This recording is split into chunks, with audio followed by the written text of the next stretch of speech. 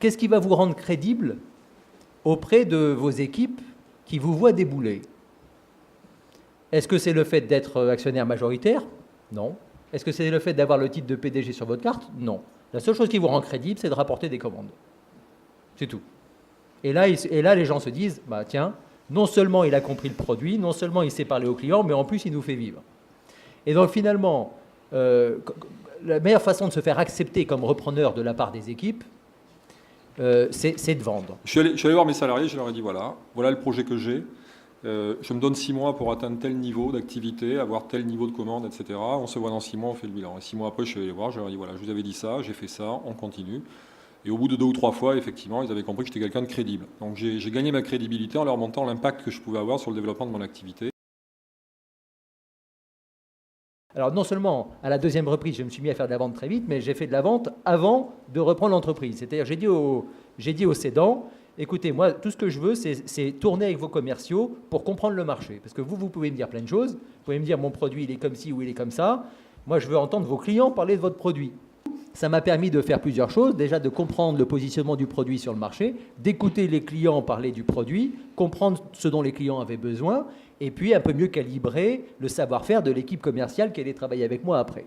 Et donc là, je recommande vraiment le commercial. C'est non seulement quelque chose que vous devez faire de toute urgence quand vous êtes repreneur, mais vous pouvez même le commencer avant de reprendre l'entreprise.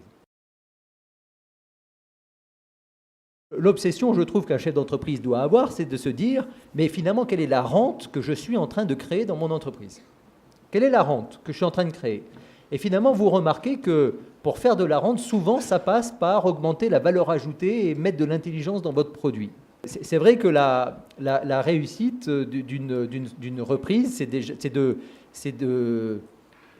c'est quelque part de rendre récurrent son activité avec de l'innovation.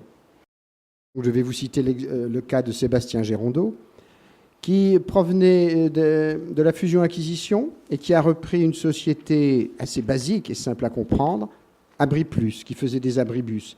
Et je dirais que ce qui a été le vecteur de sa croissance principal, c'est, je crois, sa politique de marketing produit extrêmement imaginative, puisqu'il est parti d'un concept simple, l'abribus, qu'il a décliné en abri de voitures, de café-fumeurs, puisqu'on a externalisé les fumeurs en dehors des restaurants. Donc, il a sauté sur l'occasion pour proposer des abris fumeurs complets au restaurant, de vélos, etc., avec une politique d'intéressement du personnel très mobilisatrice, des ratios financiers en forte croissance, et avec des projets de croissance externe pour 2009. Et donc, ce qui est très important, c'est de faire comprendre qu'on fait une acquisition, au-delà même des visions et des conflits de vision qui peuvent arriver, c'est d'avoir des faits objectifs qui vont montrer qui sont les clients, quelle est la valeur ajoutée que le produit apporte et quelle est la pérennité de l'entreprise, de l'action. Où est-ce qu'on gagne de l'argent et pourquoi on va gagner de l'argent dans le futur.